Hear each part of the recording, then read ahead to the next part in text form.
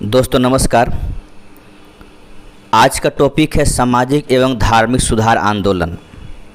ध्यान रखेंगे दोस्तों, ये 19वीं शताब्दी का धार्मिक और सामाजिक सुधार आंदोलन, जिसमें से हम लोग मुख्यतः देखेंगे आर्य समाज के बारे में, राजा राम मोहन राय का ब्रह्म समाज के बारे में, और देव समाज है, प्रार्थना समाज है, महाराष्ट्र के कुछ धार्मिक सुधार आंदोलन, कुछ बंगाल का, कुछ दक्षिण भारत का, इन सब के बारे में हम लोग जानेंगे। साथ ही साथ दोस्तों इसके साथ साथ ये भी देखेंगे कि उस समय हमारे समाज में क्या परिस्थितियाँ थी, किस प्रकार से समाज आगे बढ़ रहा था, साथ ही साथ कौन सी हमारी कुरीतियाँ घुसा हुआ समाज में था, उन सारे बातों को डिस्कस किया जाएगा। और साथ ही साथ ये जितने भी क्वेश्चन हैं वो सारे के सारे क्वेश्चन MCQ के फॉर्म पर है, और आप इसे देखिए। और जो आगामी एग्ज़ाम है, जो आपके परीक्षाएं हैं जो आने वाली है, चाहे वो बिहार से हो, झारखंड से हो, उत्तर प्रदेश से हो या फिर अन्य एग्ज़ाम हो, उन सारे एग्ज़ाम में ये टॉपिक से कुछ न कुछ क्वेश्चन पूछता है। तो इसलिए आप लोग पूरा वीडियो को देखिए, और वीडियो अगर अच्छा लगे तो एक लाइक ज़रूर कीजिएगा, साथ ही साथ कमेंट और शेयर भी करेंगे, और जो इस चैनल पे नए हैं वो सब्सक्राइब भी कर लीजिएगा। चलिए हम लोग आज का पहला क्वेश्चन देखते हैं।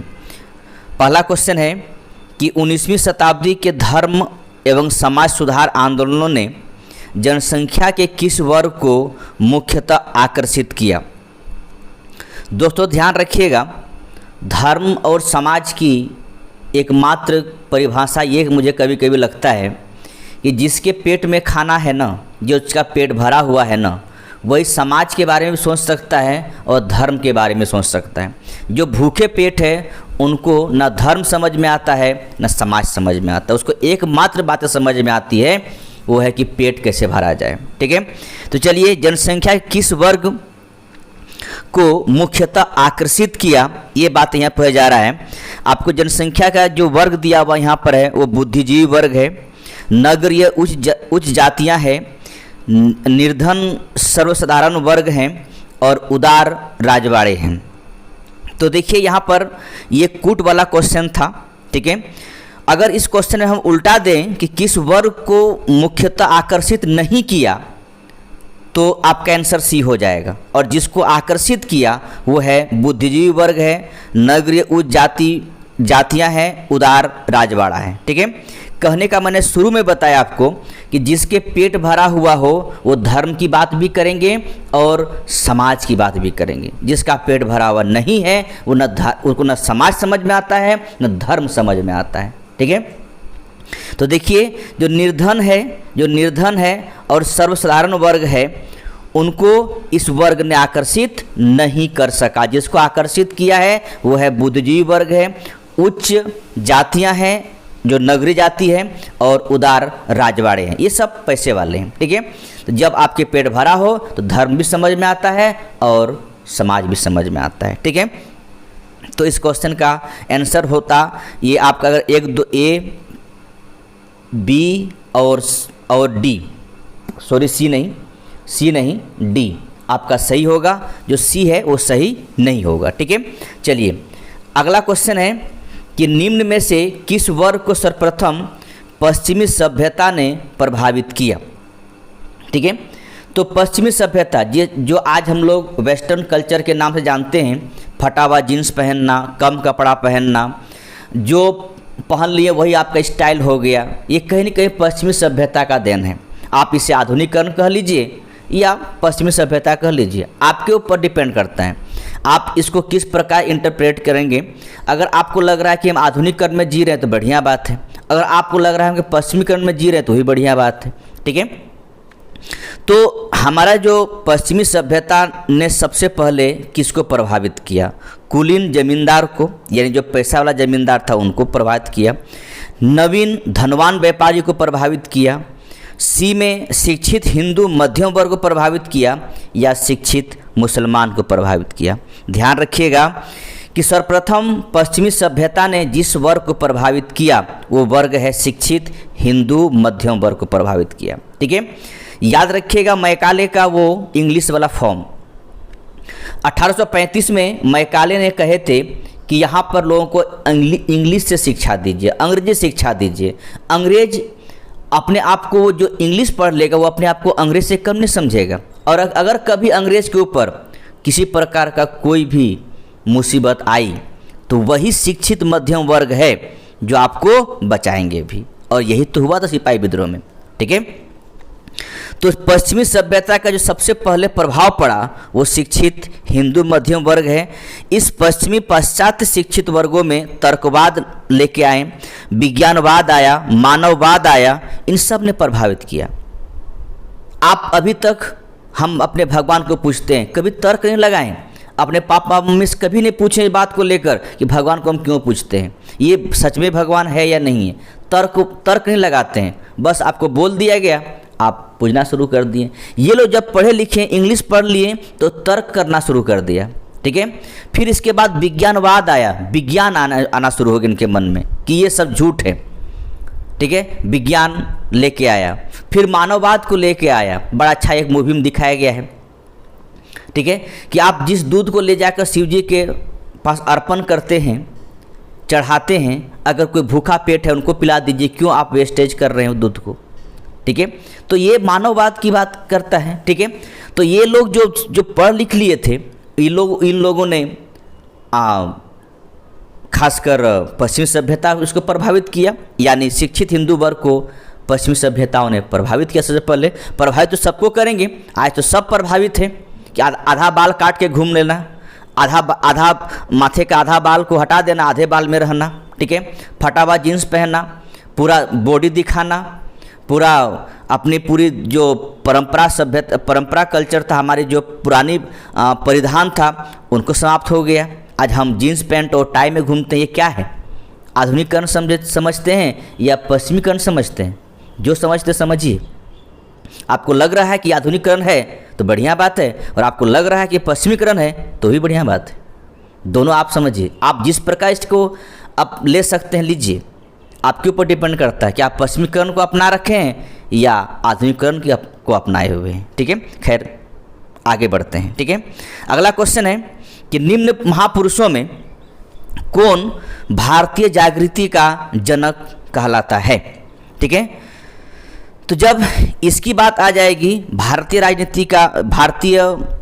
जागृति का जनक की बात किया जाए, ठीक है, साथ ही साथ ये भी कहा जाए कि भारतीय पुनर्जागरण का पिता, भारतीय राष्ट्रवाद का पैगंबर, अतीत और भविष्य का मध्य सेतु, भारतीय राष्ट्रवाद का जनक, आधुनिक भारत का पिता, प्रथम आधुनिक पुरुष तथा युगदूत, ये सारे उपाधियां एक ही व्यक्ति के लिए है और वो है राजा राम मोहन राय। ठीक है, ध्यान दीजिएगा, राजा राम मोहन राय को भारतीय पुनर्जागरण का पिता कहा गया, भारतीय राष्ट्रवाद का पैगंबर कहा गया, अतीत और भविष्य के मध्य सेतु कहा गया, भारतीय राष्ट्रवाद का जनक कहा गया, आधुनिक भारत का पिता कहा गया, प्रथम आधुनिक पुरुष तथा युगदूत कहा गया। ठीक है, ये सारी बातें हम राजा राम मोहन राय के बारे में ही कहते हैं। ठीक है, बाकी सबके बारे में है।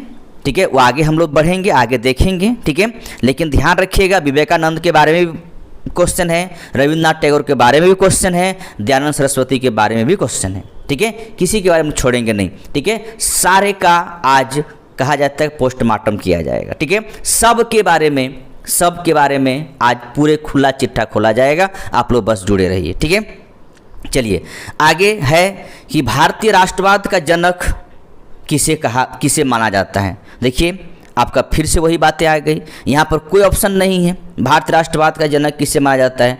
गोपाल कृष्ण गोखले नहीं मानेंगे। ठीक है, तिलक साहब नहीं हैं, सूर्यनाथ बनर्जी ये भी नहीं है, तो आपका आंसर होगा उपर्युक्त में से कोई नहीं।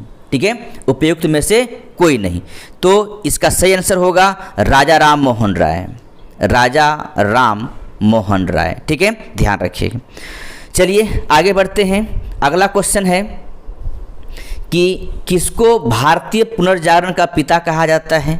ठीक है, तो राजा राम मोहन राय को कहा जाता है। ठीक है, दयानंद सरस्वती के बारे में जानेंगे, विवेकानंद के बारे में भी और रामकृष्ण परमहंस के बारे में। याद रखेंगे रामकृष्ण परमहंस स्वामी विवेकानंद के गुरु हुआ करते थे, यह गुरु थे। ठीक है, चलिए आगे बढ़ते हैं। अगला क्वेश्चन है भारतीय राष्ट्रवाद का पैगंबर किसे माना जाता है? तो राजा राम मोहन राय को माना जाता है। ठीक है, आगे नेक्स्ट क्वेश्चन है कि भारत का प्रथम आधुनिक पुरुष किसे माना जाता है? तो राजा राम मोहन राय को माना जाता है। ठीक है, अगला क्वेश्चन है कि राजा राम मोहन राय द्वारा स्थापित प्रथम संस्था थी। ठीक है, अब यहाँ ऑप्शन दे रखा हो आपके पास, ब्रह्म समाज, आत्मीय समाज, धर्म समाज, तत्वबोधनी समाज। ठीक है, मैं सबके बारे में बताऊंगा, ब्रह्म समाज के बारे में भी, धर्म समाज सभा के बारे में भी, तत्वबोधनी सभा के बारे में भी, लेकिन यहाँ पर हम लोग सिर्फ आत्मीय समाज के बारे में जानेंगे। ठीक है, राजा राम मोहन राय द्वारा स्थापित प्रथम संस्था थी आत्मीय समाज। ठीक है, इसकी स्थापना याद रखेंगे 1815 में हुई थी। ठीक है, साथ ही साथ एक बात ध्यान रखिएगा कि हिंदू धर्म में एकेश्वरवादी मत का प्रचार करने के लिए 1815 में राजा राम मोहन राय द्वारा अपने युवक समर्थकों के साथ में आत्मीय सभा का स्थापना किया था। ठीक है, और इसके लिए प्रथम सभा थी। हम लोग पता है हम लोग बहुदेववाद हैं, एक देवता की पूजा नहीं करते हैं। आज शंकर जी को, कल भोले जी को, कल लक्ष्मी जी को, कल कन्या गणेश जी को, न जाने कितने कितने हमारे देवता हैं, शायद मैं गिन के भी नहीं पाऊंगा। इसका कहता भी 84 देवता कुल है, तो फिर उतना गिनना भी समझ में नहीं आएगा। ठीक है, तो चलिए कोई बात नहीं। तो हम लोग एकेश्वरवाद नहीं बल्कि बहुदेववाद को जानते हैं, बहुदेववाद की पूजा करते हैं। ठीक है, और राजा राम मोहन राय ने आत्म समाज में इसी बात का कल्पना किए या आगे प्रचार कर किए कि हम लोग एकेश्वरवादी मत को प्रचार किया गया, यानी एक ईश्वर को मानने की बात किया गया। ठीक है, और इसकी स्थापना कब हुई थी? 1815 ईस्वी में हुई थी। ठीक है, अगला क्वेश्चन कि ब्रह्म समाज की स्थापना हुई थी, कब हुई थी? देखिए ऑप्शन है 1828 में, 1829 में, 1831 में या 1843 में। इस बात का ध्यान रखिएगा। ब्रह्म समाज की स्थापना याद रखेंगे 20 अगस्त 1828 को। ठीक है, 1828 को ब्रह्म समाज की स्थापना किया गया था। राजा राम मोहन राय के द्वारा ब्रह्म समाज की स्थापना किया गया था। इस समाज ने मूर्ति पूजा का विरोध किया, ध्यान रखें दोस्तों, मूर्ति पूजा का विरोध किया था तथा एक ब्रह्म की पूजा को उपदेश दिया गया था। ठीक है, साथ ही साथ ईश्वर की एकता में विश्वास करते थे, मूर्ति पूजा से अलग रहते थे। इस नवीन धर्म में सामाजिक रीति रिवाजों, धार्मिक कर्मकांडों के लिए कोई स्थान नहीं था। ठीक है, क्योंकि आपको पता है हमारे धर्म में बहुत सारे कर्मकांड होते हैं, उन सारे कर्मकांड को इसने खंडन किया था और कर्मकांड को लेकर इसने कहा था कोई कर्मकांड नहीं है। ठीक है, और साथ ही साथ मूर्ति पूजा का भी इसने ब्रह्म समाज ने विरोध किया था और एक ईश्वर की बात आगे मैं बता चुका हूं, वो ईश्वर की बातें मानते हैं। ठीक है, चलिए अगला क्वेश्चन है कि राजा राम मोहन राय को राजा की उपाधि किसने दी थी? ठीक है, बहुत अच्छा क्वेश्चन है कि राजा की उपाधि किसने दी थी। एक बात ध्यान रखिएगा कि मुगल बादशाह यानी उत्तर मुगल बादशाह जिसका नाम है शाह आलम द्वितीय को अंग्रेजों ने 26 लाख, ध्यान रखेंगे 26 लाख वार्षिक पेंशन देकर दिल्ली गद्दी में बैठाया गया। ठीक है, उन्हीं का उत्तराधिकारी होंगे अकबर द्वितीय। ठीक है, इसको 26 लाख में इनका संतुष्ट नहीं थे या इनको फुलफिल नहीं हो रहा था 26 लाख में। ठीक है, तो 26 लाख में जब फुलफिल नहीं हो रहा था तो इसने राम मोहन राय को अपने पास बुलाएं और इसे राजा की उपाधि दिया और अपने दूत बनाकर 1830 में, ध्यान रखिएगा 1830 में ईस्वी में ब्रिटिश सम्राट विलियम चतुर्थ के दरबार में भेजा। और इसलिए भेजा गया कि ताकि पेंशन की मात्रा में बढ़ोतरी की जाए। ठीक है, 26 लाख में से नहीं हो रहा था तो 26 लाख से बढ़ाकर थोड़ा और आगे किया जाए। लेकिन ये तो जरूर गए ब्रिटेन राजा से मिलने के लिए, यानी विलियम चतुर्थ से मिलने के लिए, लेकिन इनकी मृत्यु इंग्लैंड के ही ब्रिस्टल नामक शहर में हो जाता है। ठीक है, मृत्यु कब होती हुई ध्यान रखिएगा, राजा राम मोहन राय का 27 सितंबर 1833 को, ठीक है, मृत्यु हो जाता है। और इनकी समाधि भी ब्रिस्टल में ही है। तो याद रखेंगे, राजा राम मोहन राय को राजा की उपाधि दिए थे अकबर द्वितीय ने, जो कि मुगल बादशाह है।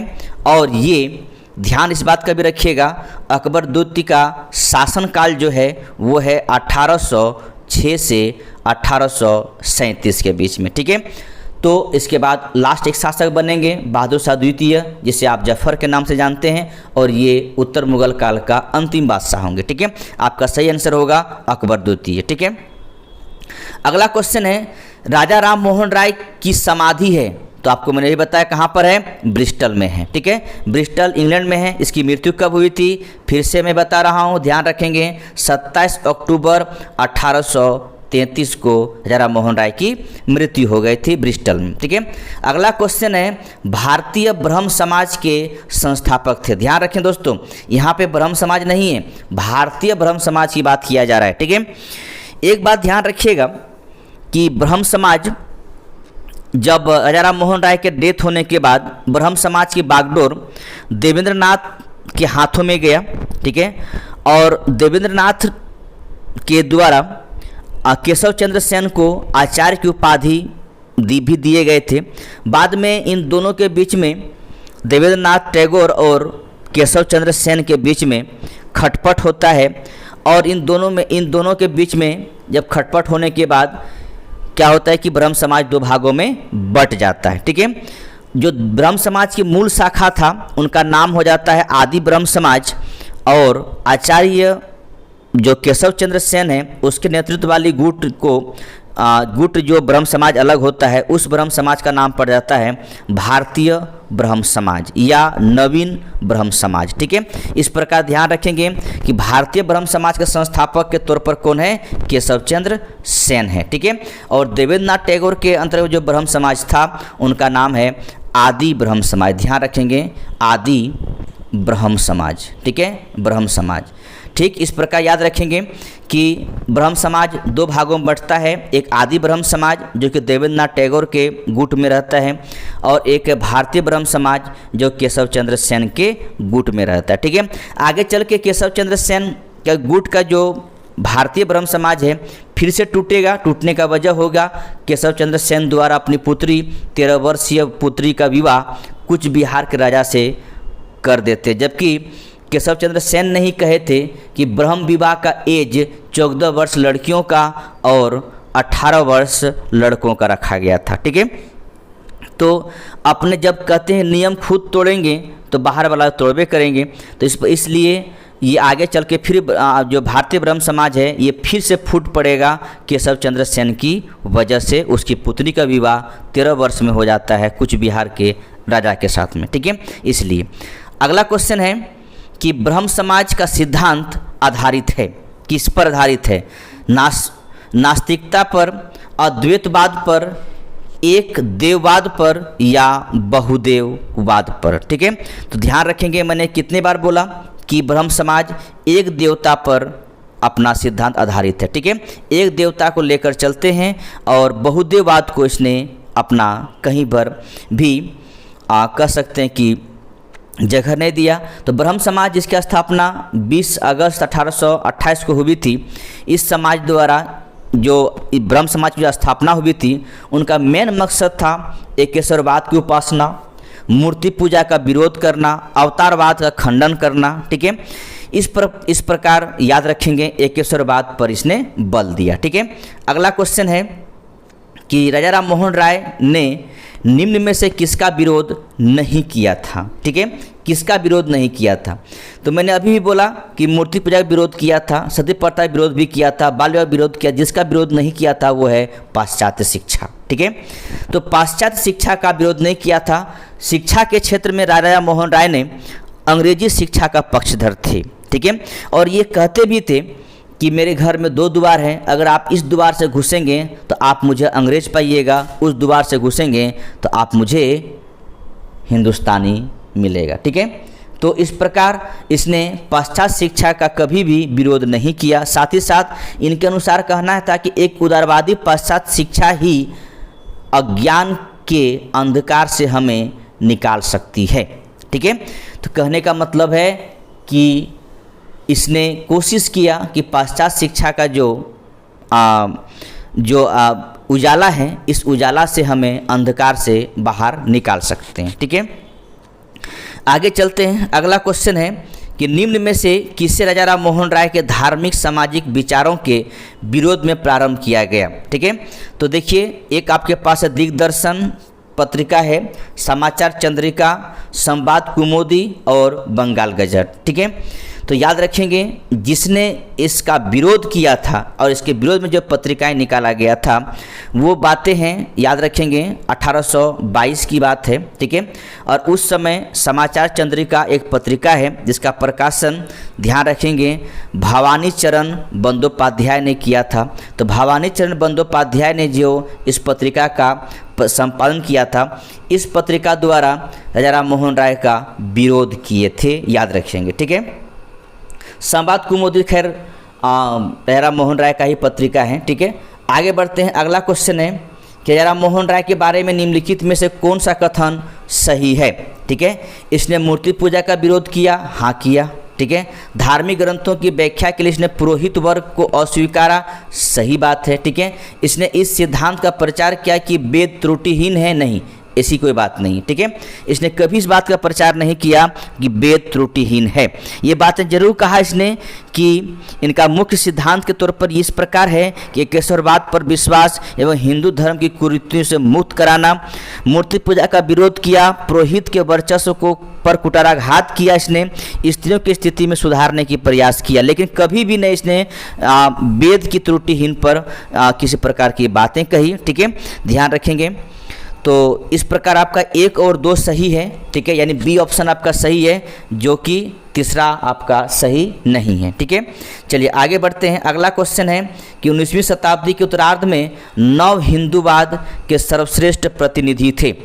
तो नव हिंदूवाद के सर्वश्रेष्ठ प्रतिनिधि के रूप में कौन थे, ये आपको बताना है। ऑप्शन आपके पास है रामकृष्ण परमहंस, स्वामी विवेकानंद, बंकिम चंद्र चटर्जी और राजा राम मोहन राय। ठीक है, तो याद रखेंगे जिसे आप नव हिंदूवाद कहते हैं उसका नाम है, वो है स्वामी विवेकानंद। ठीक है, इसका प्रतिनिधित्व कर रहा था। तो याद रखेंगे स्वामी विवेकानंद का जो गुरु हैं वो रामकृष्ण परमहंस हैं, ध्यान रखेंगे। ठीक है, और इसके बारे में कहा जाता है कि ये एक साधारण भाषा का वर्णन करके ये अपने वर्चस्व को कायम किए और स्वामी विवेकानंद ने नवीन हिंदू धर्म का प्रचार भी किया और इसके उभरा भी सामने से। आपको पता है 1893 में शिकागो में जो धर्म सम्मेलन हुआ था, उस वर्ल्ड पार्लियामेंट ऑफ रिलीजन में भाग लिए थे, जिसे आप विश्व धर्म संसद के नाम से जानते हैं, और वहाँ पर इसने सुप्रसिद्ध भाषण दिए थे। ठीक है, और इस भाषण से पश्चिम की पूरी सभ्यता, पश्चिम की पूरी संस्कृति को अच्छी तरह से चोट पहुँचाया और इसने साबित कर दिया कि भारतीय संस्कृति, भारतीय सभ्यता, भारतीय जनमानस सबसे ऊपर में है। ठीक है, और इस प्रकार आप कह सकते हैं कि स्वामी विवेकानंद नव हिंदूवाद के सर्वश्रेष्ठ प्रतिनिधि के रूप में उभरा। ठीक है, अगला क्वेश्चन है कि विवेकानंद ने शिकागो में आयोजित पार्लियामेंट ऑफ रिलीजन्स में भाग लिया था। ठीक है, तो कब लिया था, मैंने ये बताया 1893 में हुआ था और शिकागो में हुआ था, ध्यान रखेंगे। तो उसी में इसने जो विश्व धर्म संसद है उसमें भाग लिए थे। अगला क्वेश्चन है 1893 ईस्वी में शिकागो में आयोजित अंतर्राष्ट्रीय धर्म की संसद से किसका नाम जुड़ा है।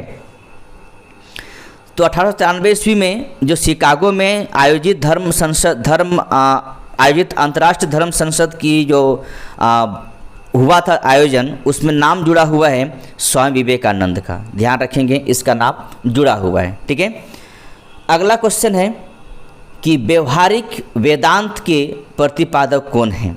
ठीक है, तो व्यवहारिक वेदांत, ठीक है, तो व्यवहारिक वेदांत यानी प्रैक्टिकल वेदांत की बात किया जा रहा है, जो जुड़े हुए हैं वो विवेकानंद है। ठीक है, कहा जाता है कि व्यवहारिक वेदांत के प्रतिपादक स्वामी विवेकानंद थे। इनके अनुसार एक धर्म के रूप में वेदांत को गहन रूप से व्यवहारिक होना चाहिए ताकि हम अपने जीवन के प्रत्येक भाग में इसका पालन करने में सक्षम हो। ठीक है, और ये व्यवहारिक वेदांत का प्रतिपादक के रूप में आपका विवेकानंद, ध्यान रखिएगा। ठीक है, अगला क्वेश्चन है कि इनमें से किस प्रख्यात समाज सुधारक ने ज्ञान योग, कर्मयोग और राजयोग नामक पुस्तक लिखी। याद रखेंगे, ये क्वेश्चन पूछा हुआ क्वेश्चन है कि ज्ञान योग, कर्मयोग और राजयोग नामक पुस्तक किसने लिखा था। तो ध्यान रखेंगे, यह पुस्तक लिखे थे स्वामी विवेकानंद ने। ठीक है, ध्यान रखेंगे। ठीक है, आगे बढ़ते हैं। अगला क्वेश्चन है कि रामकृष्ण मिशन की स्थापना किसने की थी। ध्यान रखेंगे, आपको मैं बार बार बोल रहा हूँ, स्वामी विवेकानंद का गुरु रामकृष्ण परमहंस थे। ठीक है, तो रामकृष्ण मिशन का स्थापना 1897 ईस्वी में, ध्यान रखेंगे, स्वामी विवेकानंद ने अपने गुरु के नाम से किए थे। ठीक है, तो याद रखेंगे इस बात को लेकर, रामकृष्ण मिशन की स्थापना स्वामी विवेकानंद ने किए थे, याद रखिएगा। ठीक है, अगला क्वेश्चन है, अच्छा चलिए ठीक है, अगला क्वेश्चन है, ध्यान रखेंगे कि स्वामी विवेकानंद ने रामकृष्ण मिशन की स्थापना किस वर्ष की, 1897 में की। ध्यान रखेंगे, 97 में की। ठीक है, अगला क्वेश्चन है, शारदा मणि कौन थी।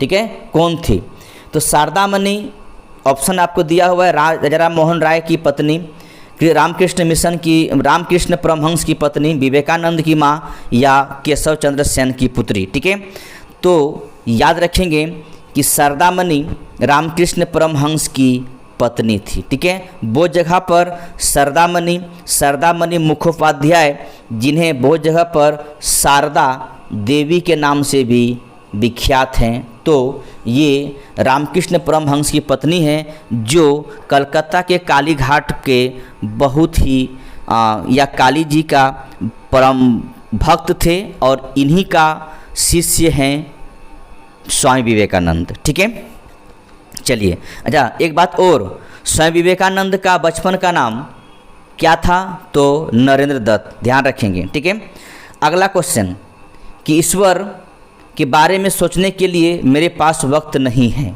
ठीक है, क्योंकि अभी इस धरती पर बहुत काम किया जाना है। ठीक है, तो एक कथन इस प्रकार है कि ईश्वर के बारे में सोचने के लिए मेरे पास वक्त नहीं है क्योंकि अभी इस धरती पर ही बहुत काम किया जाना है। उपयुक्त कथन किसका है। ठीक है, ऑप्शन में आपके पास है स्वामी विवेकानंद, स्वामी दयानंद सरस्वती, स्वामी रामकृष्ण परमहंस, स्वामी ईश्वर चंद्र विद्यासागर। ठीक है, तो याद रखेंगे ये कथन है स्वामी ईश्वर चंद्र विद्यासागर के बारे में कि ईश्वर के बारे में सोचने के लिए मेरे पास वक्त नहीं है, क्योंकि इससे पूछा गया था ईश्वर है कि नहीं है। ठीक है, ईश्वर को मानते हैं या नहीं मानते हैं। ठीक है, इस धरती पर ईश्वर का कोई अस्तित्व है या नहीं है। इसी में इसने कहे थे कि मुझे इनके बारे में सोचने के लिए वक्त नहीं, क्योंकि धरती पर मुझे अभी बहुत काम करना है। ठीक है, जब काम समाप्त होगा तब सोचेंगे ईश्वर है या नहीं है। ठीक है, चलिए आगे बढ़ते हैं कि ब्रिटिश साम्राज्य पूरी तरह से सड़ चुका है, हर तरह से भ्रष्ट, अत्याचारी व हीन है, यह कथन किनके द्वारा दिया गया था। ठीक है, किया गया नहीं होगा, दिया गया था। ठीक है, तो याद रखेंगे ये कथन किसने दिया था, ध्यान रखेंगे वो है सिस्टर निवेदिता। ठीक है, एक बात ध्यान रखिएगा, सिस्टर निवेदिता कौन थे, तो स्वामी विवेकानंद। ठीक है, विवेकानंद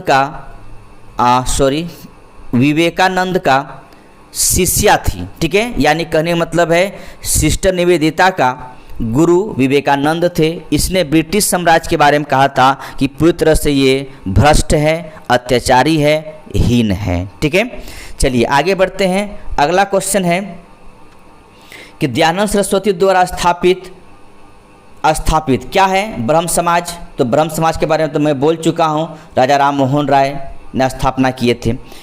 आर्य समाज, प्रार्थना समाज और बहुजन समाज। ठीक है, तो यहाँ पे फंसने वाली बात है आर्य समाज, प्रार्थना समाज, बहुजन समाज में एक तो ऐसे छट जाएगा। तो ध्यान रखिएगा, दयानंद सरस्वती जिसे बचपन का नाम मूल शंकर के नाम से जानते हैं, ठीक है। आर्य समाज की स्थापना ध्यान रखेंगे अप्रैल 1875 में किया गया था, ठीक है। कहाँ किया गया था? तो बम्बई में किया गया था। इसका मुख्य उद्देश्य क्या था?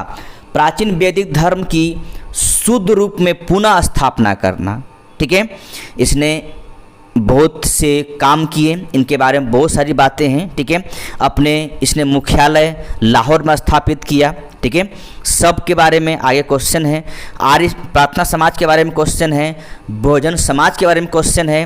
तो मैंने कहा सबके बारे में बताया जाएगा, कोई भी चीज़ छूटेगा नहीं, ठीक है।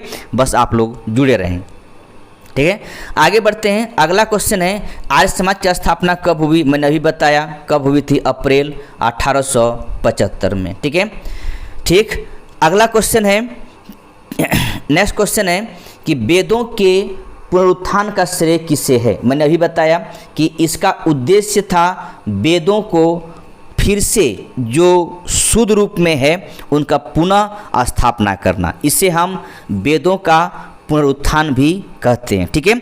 तो वेदों का पुनरुत्थान का श्रेय जिसे मिला है, सॉरी यहाँ पे मैंने किस पे टिक कर दिया? विवेकानंद पर? नहीं, ऐसा नहीं, ठीक है, ऐसा नहीं है। तो टिक मुझे करना है स्वामी दयानंद सरस्वती के ऊपर, ठीक है। तो ध्यान रखेंगे कि वेदों का पुनरुत्थान का श्रेय जिसे दिया जाता है वो है स्वामी दयानंद सरस्वती। इस बात के ध्यान रखेंगे, इसने एक नारा दिया था, वेदों की ओर लौटो, ठीक है। यानी बहुत सारे आगे चलकर उत्तर वैदिक काल के बाद बहुत सारे पंथ में बट गया समाज, ठीक है।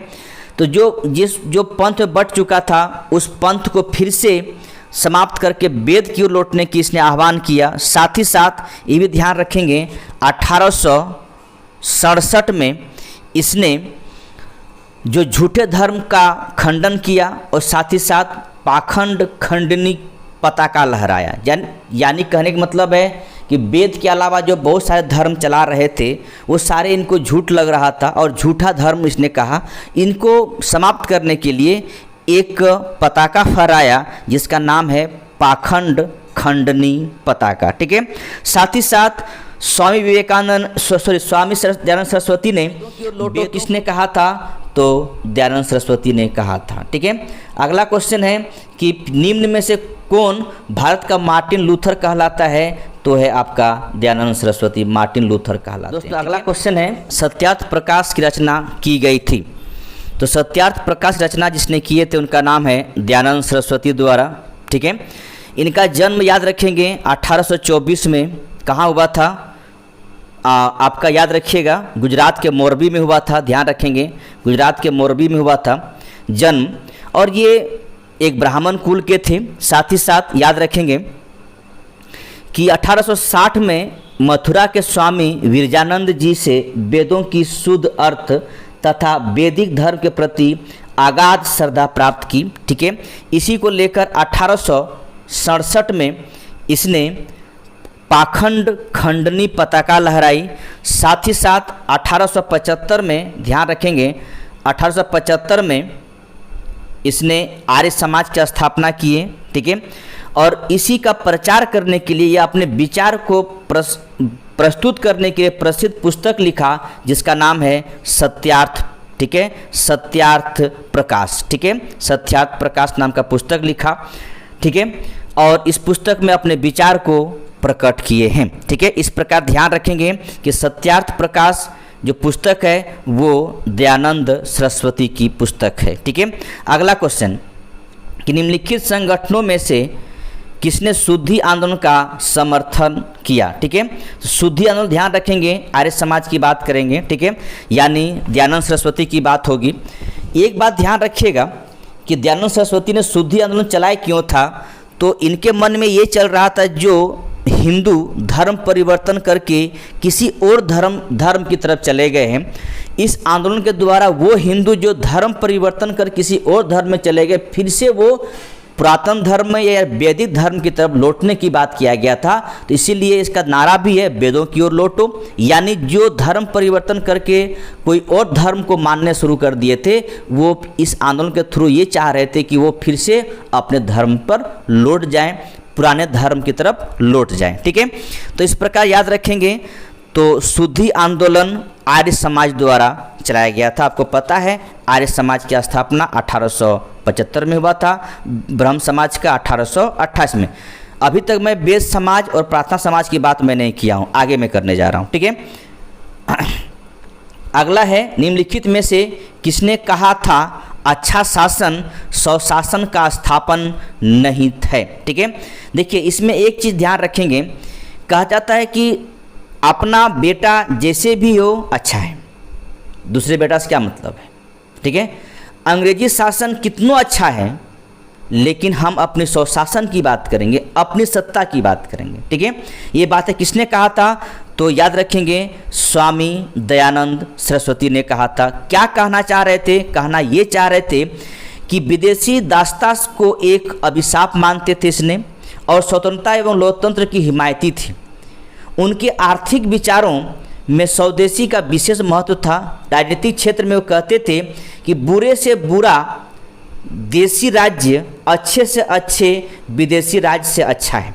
कहने का मतलब है कि हमारा देश की सत्ता जैसे भी है, कितना बुरा क्यों ना हो, मेरे लिए अच्छा है, चाहे विदेशी सत्ता कितना अच्छा क्यों ना हो, वो खराब है, ठीक है। यानी ये स्वशासन की बात करते हैं, अपनी सत्ता की बात करते हैं, हम किसी भी विदेशी ताकत के गुलाम में रहने की बात नहीं करते, ठीक है।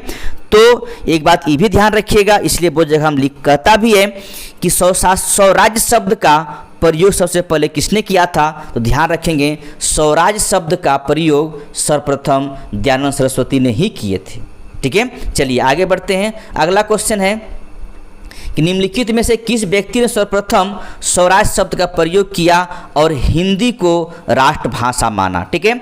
तो याद रखेंगे स्वामी विवेकानंद ने ही ये बातें कहे थे, ठीक है। तो स्वराज शब्द का प्रयोग सर्वप्रथम स्वामी दयानंद सरस्वती ने ही, ठीक है। ध्यान रखेंगे स्वराज शब्द का सर्वप्रथम प्रयोग याद रखेंगे स्वामी दयानंद सरस्वती ने ही किए थे, और साथ ही साथ हिंदी को राष्ट्रभाषा के रूप में इसी ने स्वीकारा, यानी स्वामी दयानंद सरस्वती ने ही स्वीकारा, ठीक है। चलिए आगे बढ़ते हैं। अगला क्वेश्चन है, अगला क्वेश्चन निम्नलिखित को कालानुक्रम में रखिए, तुलसीदास, राजा राम मोहन राय, स्वामी विवेकानंद और दयानंद सरस्वती, ठीक है।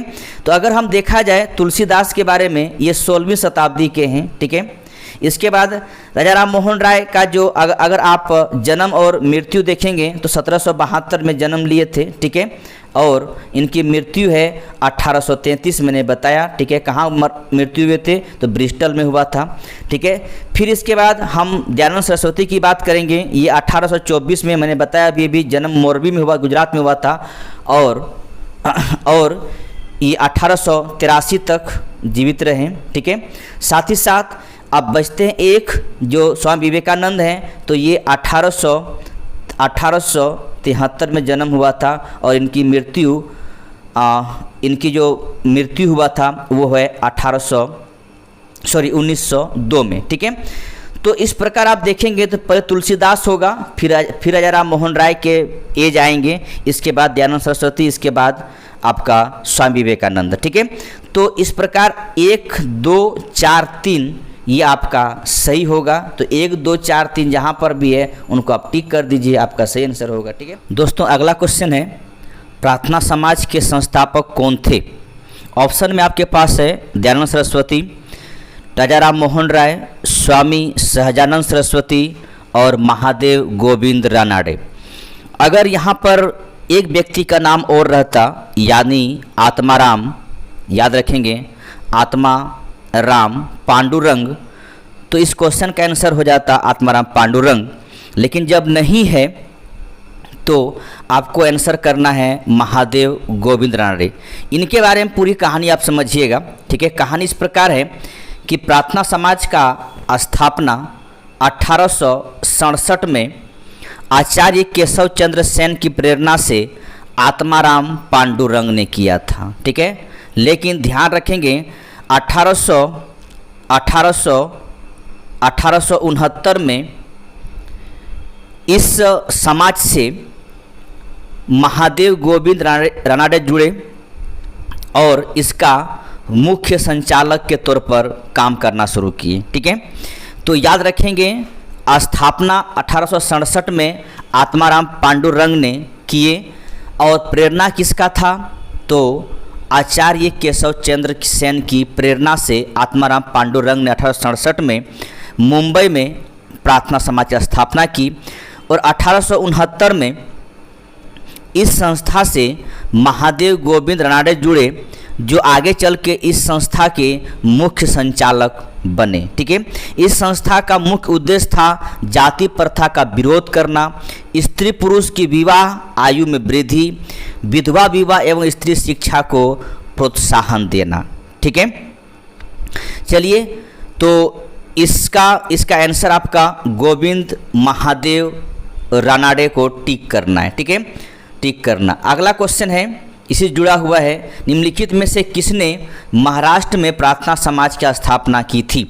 देखिए यहाँ पर नाम आ गया। ठीक है, और एमजी रानाडे भी साथ साथ में है, लेकिन आपको टिक किसको करना है, आत्माराम पांडुरंग का। ठीक है, ये कब, 1867 में आचार्य केशव चंद्र सेन की प्रेरणा से प्रार्थना समाज की स्थापना हुई, लेकिन 1869 में एमजी रानाडे इस संस्था से जुड़ेंगे और इनका मुख्य संचालक होंगे। ठीक है, अगला क्वेश्चन कि देव समाज का संस्थापक निम्न में से कौन था। ठीक है, तो देखिए ऑप्शन आपके पास है, वल्लभ भाई पटेल, दादा भाई नौरोजी, शिव नारायण अग्निहोत्री या रामकृष्ण परमहंस। ठीक है, तो इतना तो है कि वल्लभ भाई पटेल नहीं होंगे, दादा भाई नौरोजी नहीं होंगे, रामकृष्ण परमहंस नहीं होंगे, तो होंगे कौन, शिव नारायण अग्निहोत्री। ठीक है, ध्यान रखेंगे 1887 में शिव नारायण अग्निहोत्री ने लाहौर में देव समाज की स्थापना की। ठीक है, ध्यान रखेंगे लाहौर में देव समाज की स्थापना की। ठीक है, और इनके जो अनुयायी हैं वो पूर्व में ब्रह्म समाज से जुड़े हुए थे। ठीक है, तो याद रखेंगे इसने देव समाज की स्थापना 1887 में शिव नारायण अग्निहोत्री द्वारा लाहौर में किया गया था। ठीक है, अगला क्वेश्चन है, किसने 1843 में, सॉरी यहाँ पे जो डेट है वो सही नहीं है, ईस्वी सही नहीं है। ठीक है, ईस्वी क्या होगा मैं बता रहा हूँ, ईस्वी होगा 1873। ठीक है, 73। तो सत्यशोधक समाज की स्थापना किया। ठीक है, किसने किया, गोपाल कृष्ण गोखले नहीं। ठीक है, शिवनाथ शास्त्री ये भी नहीं, ये भी नहीं, आपका ज्योतिबा फुले। ठीक है, ध्यान रखिएगा 1873 में सत्यशोधक समाज की स्थापना ज्योतिबा फुले ने किए थे। ज्योतिबा फुले का जन्म अगर देखें तो याद रखेंगे ज्योतिबा फुले का जन्म 1827 में एक माली के घर में हुआ था। इन्होंने शक्तिशाली ब्राह्मण आंदोलन का मतलब, कहने का मतलब है कि उस पर इसने चोट किया, साथ ही साथ इसने गैर ब्राह्मण आंदोलन चलाया और इसका पूरी तरह से प्रचार प्रसार या इनके बारे में, सत्यशोधक समाज के बारे में जिस पुस्तक में लिखा उस पुस्तक का नाम है गुलामगिरी। ठीक है, गुलामगिरी। तो सत्यशोधक समाज के बारे में जिस पुस्तक में लिखा उसे गुलामगिरी नामक पुस्तक में लिखें। साथ में एक संगठन बनाया, उसे हम सत्यशोधक समाज के नाम से भी जानते हैं। ठीक है, तो इसने एक गैर ब्राह्मण आंदोलन चलाया और वो भी पुरजोर से चलाएं, शक्तिशाली रूप में चलाएं गैर ब्राह्मण आंदोलन। ठीक है, ध्यान रखेंगे ज्योतिबा फुले। ठीक है, अगला क्वेश्चन, गुलामगिरी का लेखक कौन है, तो ज्योतिबा फुले। ठीक है, आंदोलन का ध्यान रखेंगे याद, सत्य शोधक समाज। ठीक है, सत्य शोधक समाज। नेक्स्ट क्वेश्चन है कि सत्यशोधक समाज या सत्यशोधक आंदोलन चलाया था, तो ज्योतिबा राव फूले ने सत्यशोधक आंदोलन चलाए थे। ठीक है, अगला क्वेश्चन है कि पिछड़े वर्गों का उत्थान किसका मुख्य कार्यक्रम था। ठीक है, तो पिछड़े वर्गों का उत्थान जिसका मुख्य कार्यक्रम था वो है सत्यशोधक समाज, जो ज्योतिबा फूले ठीक है, फूले, जिसने 1873 में सत्यशोधक समाज की स्थापना किए थे। ठीक है, अगला क्वेश्चन है, सत्यशोधक समाज ने संगठित किया, किसको किया? बिहार के आदिवासी के उन्नयन का एक आंदोलन, गुजरात में मंदिर प्रवेश का एक आंदोलन, महाराष्ट्र में एक जाति विरोधी आंदोलन, पंजाब में एक किसान आंदोलन। ठीक है, तो ये होगा महाराष्ट्र में एक जाति विरोधी आंदोलन। ठीक है, याद रखेंगे कि सत्यशोधक समाज के संस्थापक ज्योतिबा फूले महाराष्ट्र में आंदोलन चलाया और इसने सामाजिक और धार्मिक सुधार आंदोलन चलाए और इससे एक निम्न वर्ग का जो समाज है, ठीक है, या निम्न वर्ग के जो जाति थे उनको ये ऊंचा उठाने का या एक बराबरी का दर्जा देने की बात करते थे। ठीक है, चलिए आगे बढ़ते हैं। अगला क्वेश्चन है कि वह बंगाली नेता कौन था जिसने सामाजिक धार्मिक सुधार का विरोध किया और रूढ़िवादिता का समर्थन किया?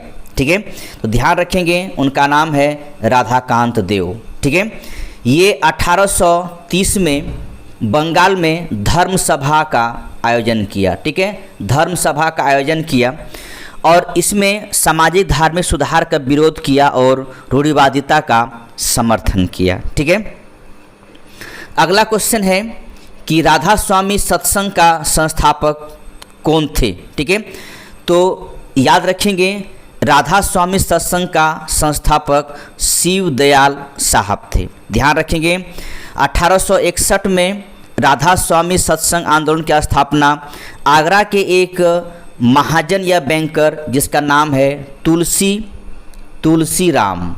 ठीक है, तुलसी राम आगे चल के शिव दयाल साहब या स्वामी जी महाराज के नाम से लोकप्रिय हुए। इन्होंने ही राधा स्वामी सत्संग की स्थापना किया 1861 में। ठीक है, अगला क्वेश्चन कि महाराष्ट्र के किस सुधारक को लोकहितवादी कहा जाता है? तो महाराष्ट्र के याद रखेंगे गोपाल हरि देशमुख को लोकहितवादी कहते हैं। ठीक है, याद रखेंगे महाराष्ट्र समाज सुधारक गोपाल हरि देशमुख को लोकहितवादी के नाम से जानते हैं। ये पेशे से एक न्यायाधीश थे। ठीक है, और गवर्नर जनरल के काउंसिल में भी सदस्य के रूप में रहे। ठीक है, तो इसे ही महाराष्ट्र के सुधारक को लोकहितवादी के नाम से जानते हैं जिसका नाम है गोपाल हरि देशमुख। ठीक है, अगला क्वेश्चन है कि महाराष्ट्र में विधवा पुनर्विवाह हेतु अभियान का नेतृत्व किया। ठीक है, तो याद रखेंगे सर्वप्रथम महाराष्ट्र में विधवा पुनर्विवाह अभियान का नेतृत्व विष्णु परशुराम पंडित ने किए थे। ध्यान रखेंगे इसने सर्वप्रथम इसी ने किए थे। ठीक है, आगे चल के इन्होंने विष्णु परशुराम पंडित ने 1850 में विडो रीमैरेज एसोसिएशन की स्थापना की। ठीक है, आगे चलकर मालाबारी यानी BM मालाबारी बाल विवाह प्रथा को वैधानिक रूप से समाप्त करने के लिए प्रसिद्ध हैं। ठीक है, तो ये लेकिन स्टार्टिंग में जो महाराष्ट्र में विधवा पुनर्विवाह अभियान चलाए थे उनका नाम है विष्णु परशुराम पंडित। अगला क्वेश्चन है 19वीं सदी के महानतम पारसी समाज सुधारक थे। तो 19वीं सदी में जो महान पारसी सामाजिक सुधारक थे उनका नाम है बहराम जी M मालाबारी। ठीक है, ध्यान रखेंगे बहराम जी M मालाबारी। इनका जन्म बड़ौदा में एक पारसी परिवार में हुआ था। ठीक है, इन्होंने बाल विवाह के खिलाफ तथा विधवा विवाह के समर्थन में एक परिपत्र का संपादन किया था। 1800 याद रखेंगे इन्हीं के मतलब प्रयासों से 1800 में सम्मति आयु अधिनियम यानी एज ऑफ कॉन्सेंट एक्ट इन्हीं के प्रयास से पारित हुआ था। ध्यान रखेंगे एज ऑफ कॉन्सेंट एक्ट इन्हीं के प्रयासों से प्राप्त हुआ, सहमति से पारित हुआ। तो आगे क्वेश्चन भी देखिए है कि द एज ऑफ, ठीक है, the age of consent act किस वर्ष पारित हुआ? तो याद रखेंगे वो पारित हुआ था 1891 में। ठीक है, 1891 में। अगला क्वेश्चन है, निम्नलिखित में से कौन सा युग्म सुमेलित नहीं है? Servant of India society Gokhale, ठीक है, याद रखेंगे ये बातें आपका सही है। Social service league MN Joshi, ये भी सही है, ठीक है। सेवा समिति NH कुंजरू, ये भी सही है। सोशल रिफॉर्म्स एसोसिएशन का जो आपका यहाँ पर दिया हुआ श्री राम वाजपेयी, ये आपका सही नहीं है, ठीक है। और यही आपका आंसर पूछा गया था, तो आपका आंसर भी यही होगा, सोशल रिफॉर्म एसोसिएशन, ठीक है। अब हम आते ऊपर से। Servant of India society Gopal Krishna Gokhale ने 1905 में स्थापना किया था, ध्यान रखेंगे, ठीक है। सोशल सर्विस लीग की स्थापना MN जोशी ने, नारायण मल्हार जोशी ने 1911 में किया था, ध्यान रखिएगा, ठीक है। इसके बाद चंदार वर्कर सेवा समिति की स्थापना, ध्यान रखेंगे, 1914 में किया गया था, ठीक है। और इसकी स्थापना HN कुंजरू ने किया था, यानी हृदयनाथ कुंजरू ने किया था, ठीक है। और तथा याद रखेंगे सोशल रिफॉर्म एसोसिएशन की स्थापना 1903 में हुआ था, ध्यान रखिएगा, ठीक है, 1903 में हुआ था, ये ध्यान रखिएगा। और उस समय का समाज सुधारक, ध्यान रखेंगे कि चंदावरकर और भंडारकर ने इसकी स्थापना किया था, ठीक है। ज्ञातव्य हो कि सोशल रिफॉर्म एसोसिएशन का आगे चलकर बृहद पैमाने पर काम किया, जिसमें से MG रनाडे ने सहयोग किए और आगे इनका विस्तार होगा, ठीक है। इस प्रकार आपका सोशल रिफॉर्म एसोसिएशन की जो स्थापना होगी वो चंदावरकर और भंडारकर ने आदि ने किए थे, जो कि समाज सुधारक थे, इसलिए श्री राम वाजपेयी आपका सही नहीं होगा, ठीक है। चलिए अगला क्वेश्चन है कि हिंदू विधवा पुनर्विवाह अधिनियम किस वर्ष पारित हुआ, ठीक है। अच्छा क्वेश्चन है, तो याद रखेंगे हिंदू विधवा पुनर्विवाह अधिनियम जो पारित हुआ 1856 में पारित हुआ, ठीक है। एक बात ध्यान रखिएगा, इसको पारित करवाने में ईश्वर चंद्र विद्यासागर का बहुत बड़ा हाथ है, अथक प्रयास है। और उस समय हमारे जो अंग्रेज के मतलब हम लोग गुलाम थे, उसी गुलामी के दास्ता में इसे पास करवाया गया 56 में, ठीक है। तो याद रखेंगे ईश्वर चंद्र विद्यासागर के अथक प्रयासों से 1856 ईस्वी में हिंदू विधवा पुनर्विवाह अधिनियम पारित हुआ, ठीक है। चलिए आगे बढ़ते हैं। अगला क्वेश्चन है कि पश्चिमी भारत के D.K. कर्वे का नाम निम्नलिखित में से किस संदर्भ में आता है, ठीक है। तो D.K. कर्वे का जो नाम आता है वो देखिए दो चीज़ में आ सकता है, ठीक है। तो याद रखेंगे आपका कि स्त्री शिक्षा, ठीक है, ये इस पर, और विधवा पुनर्विवाह पर। लेकिन जब क्वेश्चन यहाँ पे चल रहा है तो बेटर है आप टिक कीजिए विधवा पुनर्विवाह पर, अच्छा रहेगा, ठीक है। तो याद रखेंगे D.K. कर्वे जो एक समाज सुधारक थे, इसने विधवा विवाह एवं महिला शिक्षा पर महत्वपूर्ण योगदान दिए, ठीक है। साथ ही साथ MG रनाडे के साथ मिलकर विधवा पुनर्विवाह का आंदोलन का संचालन भी किया, ठीक है। और साथ ही साथ इसने विधवा आश्रम संघ का स्थापना भी किए थे, ठीक है।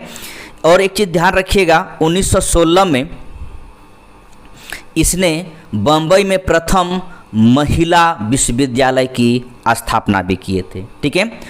अगला क्वेश्चन है कि निम्नलिखित में से किसने प्रमुख रूप से विधवा पुनर्विवाह के लिए संघर्ष किया और उसे कानूनी रूप से वैध बनाने में सफलता प्राप्त की, ठीक है। मैंने अभी बताया आपको, उसने अथक प्रयास किए थे ईश्वर चंद्र विद्यासागर ने विधवा पुनर्विवाह पर, ठीक है।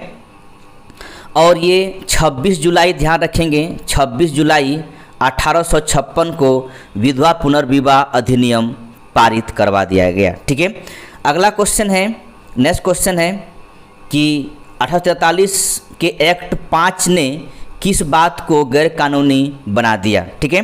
तो ध्यान रखेंगे 1843 के एक्ट 5 में जो गुलामी था, दास्ता था, इनको गैर कानूनी बना दिया गया, ठीक है।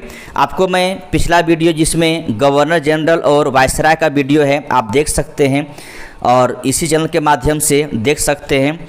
आई बटन में उसका मैं लिंक दे दूंगा, ठीक है, शेयर कर दूंगा। याद रखेंगे लॉर्ड एडनबरो के समय में 1843 ईस्वी में एक्ट 5 से गुलामी या दास्ता के गैर कानूनी बना दिया गया था और बाद में इसे पूर्णतः प्रतिबंध लगा दिया गया। ध्यान रखेंगे ये समय है एलन बरो का, ठीक है, एलन बरो के समय है, उस समय हमारे गवर्नर जनरल यही थे, ठीक है। अगला क्वेश्चन है, नेक्स्ट क्वेश्चन, निम्नलिखित में से किसने 1872 में नेटिव मैरिज एक्ट को पारित कराने में महत्वपूर्ण भूमिका निभाई थी, ठीक है।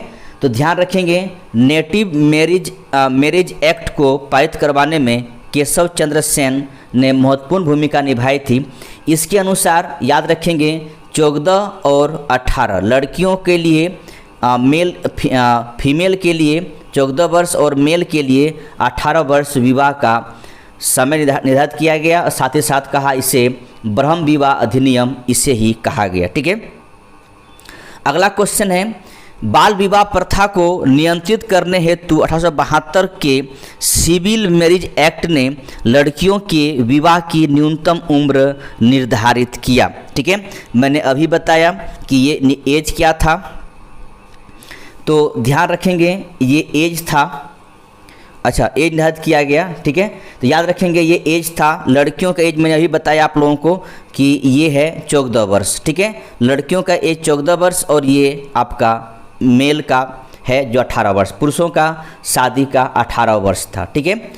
अगला क्वेश्चन है कि निम्नलिखित विवरण पर विचार कीजिए।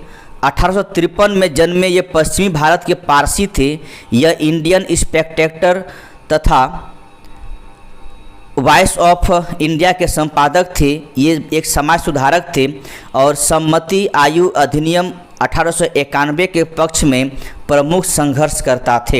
ये किसके लिए है मैंने आपको पिछले क्वेश्चन बताया था, BM मालाबारी, ठीक है, बहराम जी M मालाबारी के बारे में ये कथन है, ठीक है। चलिए आगे बढ़ते हैं। अगला क्वेश्चन है, ध्यान रखिएगा, नेक्स्ट क्वेश्चन है कि शारदा अधिनियम के अंतर्गत लड़कियों और लड़कों का विवाह की न्यूनतम आयु क्रमशः कितनी निर्धारित किया गया, तो याद रखेंगे 14 और 18 निर्धारित किया गया था, ठीक है। अगला क्वेश्चन है, नेक्स्ट क्वेश्चन है कि थियोसॉफिकल सोसाइटी की स्थापना किसने की, ठीक है। तो थियोसॉफिकल सोसाइटी का स्थापना मैडम HP ब्लाटास्की, ठीक है, ध्यान रखेंगे मैडम HP ब्लाटास्की ने थियोसॉफिकल सोसाइटी का स्थापना किया गया था, ठीक है। और साथ ही साथ इसमें ऑलकाट भी जुड़े हुए थे और इसकी स्थापना 1875 में, ध्यान रखेंगे 75 में कहाँ हुआ था, तो ये हुआ था आपका न्यूयॉर्क में हुआ था, ठीक है। इसका मुख्यालय बाद में 1882 में आडियार यानी तमिलनाडु मद्रास में खोला गया। वहीं से जुड़ेंगे, आपको ये अंतर्राष्ट्रीय मुख्यालय था, आप यहीं से जुड़ेंगे एनी बेसेंट, ठीक है। तो याद रखेंगे थियोसॉफिकल सोसाइटी के स्थापना 1875 में न्यूयॉर्क में मैडम HP ब्लाटास्की और कर्नल ओलकाट द्वारा किया गया था, ठीक है। चलिए आगे बढ़ते हैं। अगला क्वेश्चन है कि भारत में थियोसॉफिकल सोसाइटी की सफलता मुख्यतः थी किसके कारण, ठीक है। तो कारण यहाँ पूछा जा रहा है, तो ऑप्शन ए में दिया हुआ है एनी बेसेंट, बी में कर्नल HS ओलकाट के कारण, सी है सर विलियम क्रूस के कारण या MM मालवीय के कारण, ठीक है। तो मदन मोहन मालवीय। तो याद रखेंगे जिसके कारण ये प्रसिद्धि मिला वो है एनी बेसेंट, ठीक है। एनी बेसेंट के वजह से ये प्रसिद्धि इन्हें मिला, यानी थियोसॉफिकल सोसाइटी का सफलता का मुख्य कारण था एनी बेसेंट, ठीक है। चलिए आगे बढ़ते हैं। अगला क्वेश्चन है, नेक्स्ट क्वेश्चन है, पूना सार्वजनिक सभा की स्थापना की थी, किसने की थी, ठीक है, किसने की थी। तो ध्यान रखेंगे, आपको देखिए ऑप्शन दिया हुआ है, आपका ऑप्शन आप इनको सही से पढ़िए, इसको ध्यान रखेंगे। इसकी स्थापना 1870 ईस्वी में महादेव गोविंद रानाडे ने किए थे, पूना सार्वजनिक सभा की स्थापना, ठीक है। कब किए थे याद रखेंगे, अप्रैल 1870 में महादेव गोविंद रानाडे द्वारा पूना सार्वजनिक सभा की स्थापना किए थे। ठीक है, चलिए आगे बढ़ते हैं। अगला क्वेश्चन है सर्वेंट ऑफ इंडिया सोसाइटी की स्थापना की थी तो किसने किया था? मैंने बताया अभी किसने किया था। ठीक है, फिर भी जान लीजिए, गोपाल कृष्ण गोखले। कब किए थे? 1905 में किया गया था। ठीक है, सर्वेंट सोसाइटी का स्थापना 1905 में गोपाल कृष्ण गोखले के द्वारा किया गया था। ठीक है, अगला क्वेश्चन कि बहुजन समाज का संस्थापक कौन थे? ठीक है, तो बहुजन समाज का संस्थापक याद रखेंगे 1910 में। ठीक है, 1910 में बहुजन समाज का स्थापना किया गया था। किसके द्वारा? तो मुकुंद राव पाटिल के द्वारा। ठीक है, तो याद रखेंगे, कहा जाता है कि ज्योतिबा फुले के उपरांत उनके विचारों से प्रेरित होकर मुकुंद राव पाटिल ने 1910 में ब्राह्मण विरोधी एक आंदोलन चलाया जिसे आप बहुजन समाज के नाम से जानते हैं। तो बहुजन समाज का संस्थापक मुकुंद राव पाटिल है। ठीक है, अगला क्वेश्चन, नेक्स्ट क्वेश्चन है किसने कहा था कि यदि भगवान अस्पृश्यता को सहन करते हैं तो मैं उन्हें कभी भगवान नहीं मानूंगा? ठीक है, ऑप्शन में है तो याद रखेंगे किसने कहा था? बाल गंगाधर तिलक ने कहे थे। ठीक है, ध्यान रखेंगे कि इसी ने कहा था कि अगर भगवान अस्पृश्यता को सहन करते हैं तो मैं उन्हें कभी नहीं भगवान मानूंगा। ठीक है, तो याद रखेंगे किसने कहा था? बाल गंगाधर तिलक ने ये बातें कहे थे। ठीक है, अगला क्वेश्चन, नेक्स्ट क्वेश्चन है, ध्यान रखेंगे, अगला क्वेश्चन है निम्नलिखित में से कौन सा सुमेलित नहीं है? ठीक है, तो देखिए यंग बंगाल आंदोलन। ठीक है, किसने सुमेलित कीजिए, लिखिए। देखिए आपका हेनरी विवियन डिरेजियो। ठीक है, ये आपका सही है। थियोसॉफिकल सोसाइटी कर्नल ओलकार्ट, सही बातें हैं।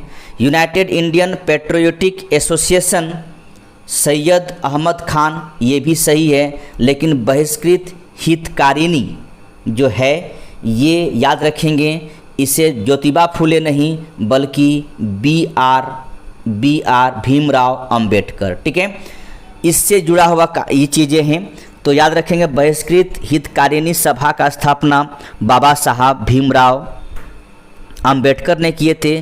बाकी सब सही है। ज्योतिबा फुले के साथ में याद रखेंगे सत्य शोधक समाज जुड़े हुए हैं। ठीक है, या उनके संस्थापक हैं। अगला क्वेश्चन है निम्नलिखित समाज सुधारक में कौन संस्कृत भाषा में प्रवीणता के लिए जाना जाता है? तो सभी जानते थे। ठीक है, सभी जानते थे, इसमें किसी का नाम एक का लेना सही नहीं है। अगला क्वेश्चन है भारत के नारी उत्थान के नारी आंदोलन उनकी प्रेरणा से प्रारंभ हुई? किनकी प्रेरणा से प्रारंभ हुई? ठीक है, तो नारी आंदोलन जो प्रारंभ हुई ध्यान रखेंगे वो है ज्योतिबा फुले। ठीक है, आपको पता है कि ज्योतिबा फुले ने सत्य शोधक समाज की स्थापना किए थे। इन्होंने भारत में सर्वप्रथम स्कूल स्थापना किया। ठीक है, लड़कियों के लिए। ठीक है, आधुनिक भारत के महिला आंदोलन का प्रेरणा स्रोत रमाबाई रानाडे भी रही। ठीक है, तो इस प्रकार याद रखेंगे कि इनका जो सही आंसर होगा वो ज्योतिबा फुले है। ठीक है, चलिए आगे अगला क्वेश्चन है कि ब्रह्म समाज, रामकृष्ण मिशन और आर्य समाज में क्या समानता थी? देखिए इसमें समानता यही है, आप पढ़ने के बाद आपको लग जाएगा। तीनों ही राजनीतिक उद्देश्य के लिए नहीं बने। ठीक है, राजनीति से कोई मतलब इन लोगों का नहीं था, लेकिन तीनों ने ही देशभक्ति की भावना के विकास में सहायता दी। ठीक है, ये आपका तीनों में जो समानता है वो आपका ई ऑप्शन में सही आंसर है। ठीक है, अगला क्वेश्चन है निम्नलिखित युग पर विचार कीजिए। एक तरफ आंदोलन है, एक तरफ लीडर है। अखिल भारतीय अस्पृश्यता विरोधी लीग। ठीक है, आप इनको मिलान कीजिए। महात्मा गांधी। अखिल भारतीय किसान सभा स्वामी सहजानंद। ठीक है, इसके बाद आत्मसम्मान आंदोलन ई.वी. रामास्वामी नायकर। ठीक है, याद रखेंगे ये तीनों का तीनों से मिलान किया हुआ है। ठीक है, सही है। लेकिन ध्यान इस बात का रखिएगा कि अखिल भारतीय अस्पृश्यता विरोधी लीग, जिसका नाम बाद में चेंज करके हरिजन सेवक संघ कर दिया गया था, इसकी स्थापना महात्मा गांधी ने 1932 में किए थे। ठीक है, 1932 में किए थे। ध्यान रखेंगे अखिल भारतीय किसान सभा की स्थापना 1936 में स्वामी सहजानंद के अगुवाई में इनका लखनऊ में अधिवेशन हुआ था, जिसका अध्यक्षता स्वामी सहजानंद ने किए थे। और इस अखिल भारतीय किसान सभा आंदोलन का जो महासचिव थे वो है NG रांगा। ठीक है, आत्मसम्मान आंदोलन यानी 20वीं शताब्दी के तीसरे चौथे दशक में शुरू हुआ। पेरियार के नाम से प्रसिद्ध है। पेरियार के नाम से प्रसिद्ध EV रामास्वामी नायकर द्वारा तमिलनाडु के निचले तबके की मानी जाने वाली जातियों के सम्मान अधिकार दिलाने के लिए उद्देश्य से चलाया गया था। तो बहुत जगह में EV रामास्वामी नायकर को हटाकर अगर पेरियार भी दे दें तो भी सही होगा। ठीक है, तो याद रखेंगे इसका सही आंसर होगा D 1 2 3 सब सही है। ठीक है, नव बौद्ध के प्रतिपादक कौन हैं? ठीक है, तो याद रखेंगे नव बौद्ध का प्रतिपादक अंबेडकर हैं। ठीक है, अंबेडकर हैं। डॉक्टर भीमराव अंबेडकर जो प्रारंभ में दलित बौद्ध आंदोलन को नव बौद्धवाद न्यू बौद्धिज्म के नाम से जानते हैं। इसके तहत बौद्ध धर्म की पुनर्व्याख्या करते हुए नवायान नामक नए बौद्ध संप्रदाय की स्थापना भी की गई। ठीक है, अगला क्वेश्चन है कि दारुल उलूम की स्थापना किए थे, किसने किए थे? ध्यान रखेंगे मौलवी शिबली नुमानी ने दारुल उलूम की स्थापना किए थे। ध्यान रखें कब किए थे? 1898 में लखनऊ में किया गया था। ठीक है, अगला क्वेश्चन है कि देवबंद आंदोलन यूपी संयुक्त प्रांत में किस वर्ष प्रारंभ हुई? ध्यान रखेंगे देवबंद आंदोलन 1866 में यूपी संयुक्त प्रांत में प्रारंभ हुई। आगे चल के इन्होंने भी दारुल उलूम स्थापना किया। ठीक है, इसके संस्थापक के तौर पर यानी सह संस्थापक के तौर पर राशिद अहमद गंगोई, ठीक है, सैयद अहमद आबिद, जुल्फ़िकार अली सब थे। ठीक है, अगला क्वेश्चन है कि 1924 में बंगाल का तारकेश्वर आंदोलन निम्न में से किसके विरुद्ध था? ठीक है, किसके विरुद्ध था? तो ध्यान रखेंगे बंगाल में तारकेश्वर आंदोलन मंदिरों में भ्रष्टाचार के विरुद्ध था। ठीक है, खैर मंदिर में भ्रष्टाचार के विरोध में ये आंदोलन चला था। ठीक है, आगे अगला क्वेश्चन है कि हाली पद्धति संबंधित है, किससे संबंधित है? तो बंधुआ मजदूरों से संबंधित है। ठीक है, तो हाली पद्धति द्वारा बंधुआ मजदूरों को अपने पास रखकर उससे काम करवाते थे, जिसके चलकर आपने पढ़े होंगे बारदोली सत्याग्रह। ठीक है, तो बारदोली सत्याग्रह में क्या वहाँ के आदिवासी जनजाति जिसे काली प्राज के नाम से जानते हैं, उन लोगों का पुश्तैनी मजदूरी होता था, जिसे आप हाली पद्धति के नाम से भी जानते हैं। ठीक है, अगला क्वेश्चन है कि निम्नलिखित में नेताओं में से किसने क्रांतिकारी संगठन अभिनव भारत समाज की स्थापना किया? ठीक है, तो ध्यान रखेंगे वो जिसने स्थापना किया था वो है, उसका नाम है BD सावरकर। ठीक है, तो BD सावरकर ने अभिनव भारत समाज की स्थापना 1904 में किए थे। ठीक है, ध्यान रखेंगे जिसे आप यंग इंडिया सोसाइटी के नाम से भी जानते हैं। ठीक है, अगला क्वेश्चन है कि निम्नलिखित कथनों पर ध्यानपूर्वक पढ़िए। ब्रह्म समाज एकेश्वरवाद का समर्थन करता है। हाँ, ठीक है, समर्थन करता है। आर्य समाज ने शिक्षा के विकास में योगदान दिया। और आपको D में कहता है रामकृष्ण मिशन का स्थापना स्वामी विवेकानंद ने किया। हाँ, ये भी बात सही है, इसने किया था। कब किया था?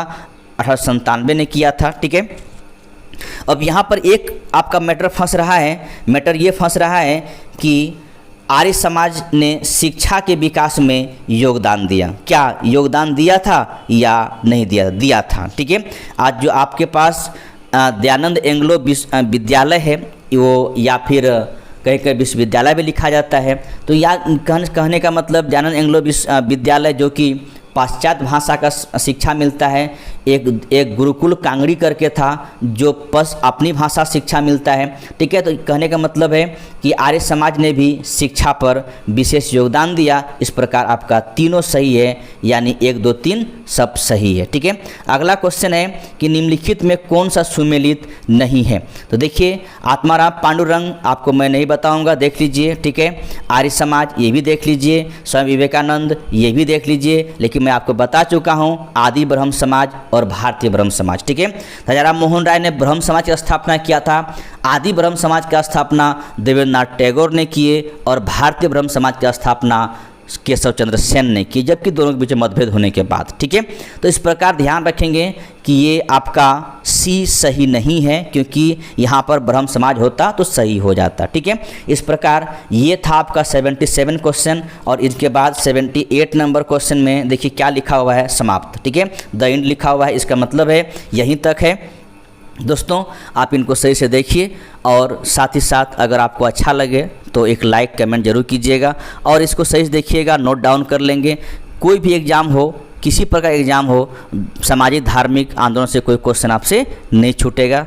तो आज हम यहीं रुकते हैं, फिर अगले दिन किसी एक नए टॉपिक के साथ मैं हाजिर होता हूँ। तब तक के लिए बहुत बहुत धन्यवाद और जय हिंद, जय भारत।